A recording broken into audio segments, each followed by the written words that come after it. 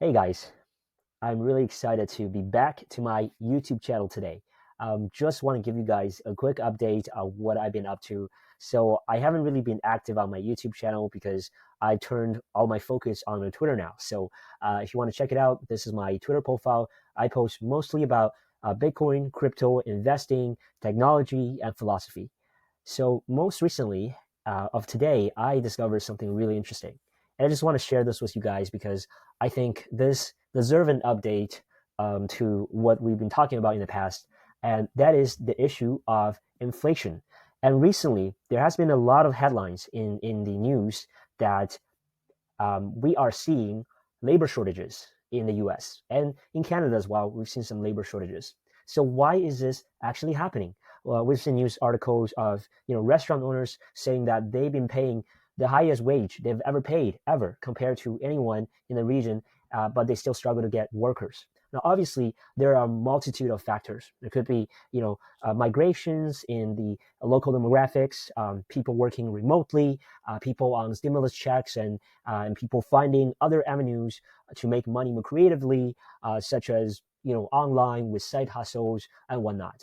However, I think one of the most critical factor of why the labor shortage is happening at this moment in the U.S. and largely in part of the world other than U.S. and Canada and other regions that have aggressive QE policies is this: it's that the reason for the labor shortage is because of inflation. It's because of the irresponsible quantitative easing that has been happening since the 2000s. So look at this chart, right? I made this chart today. It's got all the data imported from the um, the Fed of Federal Reserves. So all the data are published; they're public, and I just want to show you that this blue line right here is the real wage rate, which I calculated. And the orange line here is the nominal wage rate, which is a data from the Federal Reserves. So the blue line, the way I calculate it is the orange line divided by the M2 money supply. So we know that M2 money supply is the quantifiable data on how much money, how much liquidity is available in the economy today. And we know that the orange line is the nominal wage rate. So divided by 2, we should get the real wage rate calculation.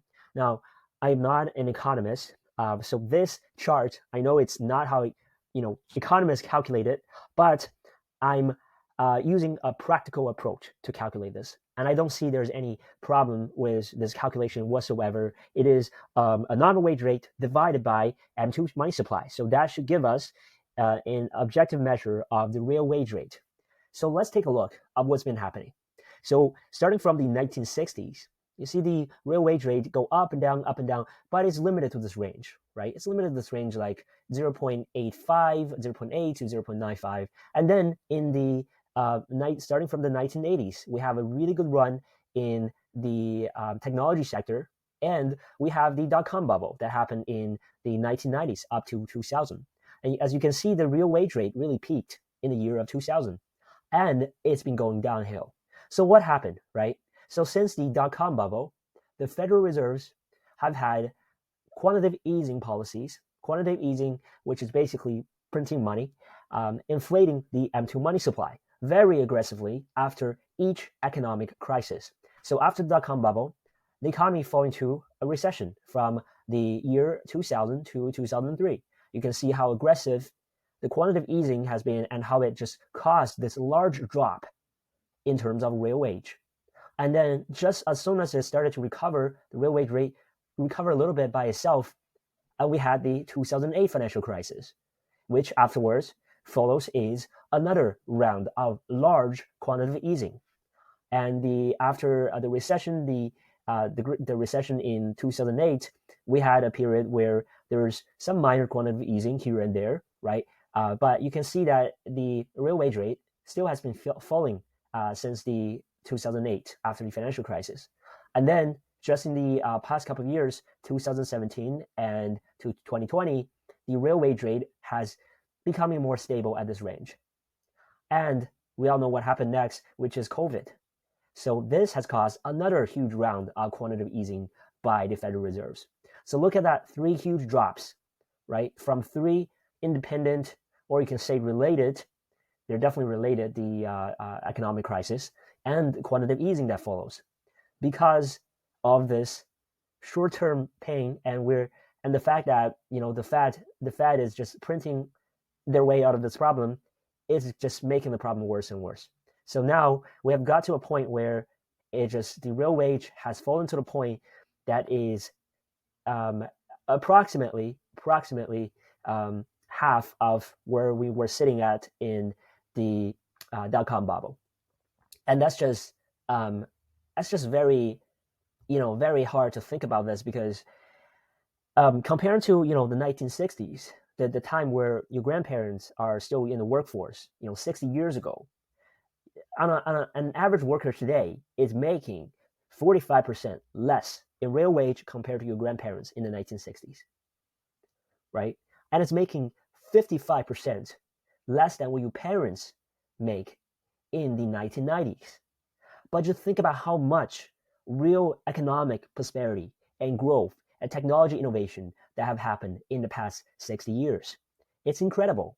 I mean, since the 1960s, we went to the moon. We have invented the internet, and now everything is online nowadays. We have social media companies, we have cryptocurrency, we have so much technology that did not exist, not in the past decade. And all that economic growth, the real wage rate has been falling like a rock since the year 2000. And you wonder why, the USA is having a labor shortage crisis, why nobody wants to come into work anymore, because the real wage, the real purchasing power they have from their work is approximately half of what their parents. So even if they work super hard, they can't afford everything. They can't afford houses. They can't afford rent. They can't afford food. They can't afford to raise a family. And that is why people stop coming to work anymore, because they figured it probably doesn't matter anyways. I'm never going to make enough money compared to my parents or grandparents to support a family.